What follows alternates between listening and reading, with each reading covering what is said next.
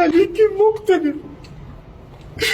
أنا كان نفسي القاضي اللي حكم عليا بالمبلغ دي كان يسمعني زي ما حضرتك سمعتني، بس هو ما كانش بيسمعني، يا سيادة الوزير. ما حد سمعني من أول ما اتحبست. حرام اللي بيحصل فيا ده، والله حرام. أنا بقول لحضرتك جزاك الله خيرا، حرام اللي بيحصل فيا ده. ما كانش بيسمعني يا سيادة الوزير، أنا اتهنت واتبهدلت وأنا مريض.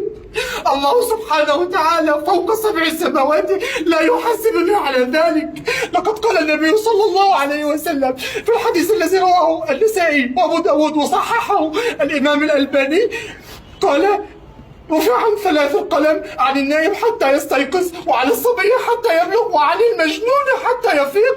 فأنا كنت في حالة جنون لا يحاسبني الله جل وعلا، وهي كانت أمي، كانت بتستحي من زوجتي، وكنت أنا أدخل أحميها. أنا كنت بمسك دراعها يا سيادة الوزير، وكنت أنا اللي بعملها كل طلباتها. أنا مش عايز التصوير ده بعد إذنك يا سيادة الوزير. أنا عايز أقول اتقي الله فيه يا سيادة الوزير. أنا أعلم أن حضرتك متقي، ولكن اتقي الله فيه والله العظيم. ثواني معلش، ثواني يا سيادة الوزير، معلش يا سيادة الوزير. أول حد يسمعني يا سيادة الوزير في هذه القضية يا سيادة الوزير. أنا مكتوب على التذكرة بتاعتي إن أنا قتلت عمد. أنا أعلم عقوبة القتل العمد ليس في القانون، ولكن في القانون الرباني سبحانه وتعالى. قال الله جل وعلا: ومن يقتل مؤمنا متعمدا فله 5 حاجات، فجزاؤه جهنم خالدا فيها، وغضب الله عليه ولعنه وأعد له عذابا عظيما.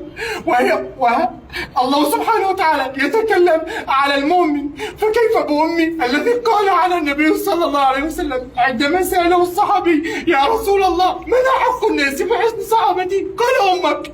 قال: ثم من؟ قال: أمك. قال: ثم من؟ قال: أمك. قال: ثم من؟ قال: أباك.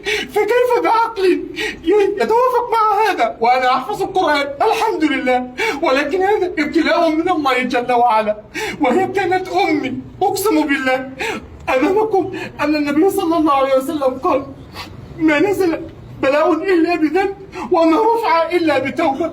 وأنا أتوب إلى الله جل وعلا أمامكم، وأشهد حضراتكم على أنني تبت، ولكن هذا لا يعافيني أن أنا أسأل، ولكن أنا كنت تعبان بس يا سيادة الوزير.